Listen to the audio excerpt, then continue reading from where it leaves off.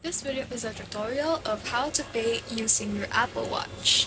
So right here, you should first make sure you've added your card to Apple Wallet on your iPhone.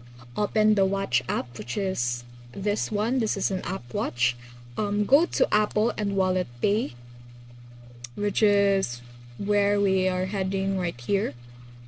And add your card if it's not already there. So if you can see right here, there are 3 cards that are added. So you need to add a card if the one that you are using is not here.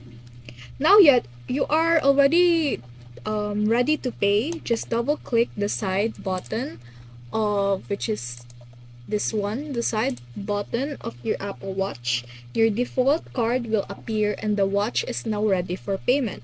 Hold the watch close to the payment terminal and you'll feel a gentle tap and hear a beep. That means your payment is successful.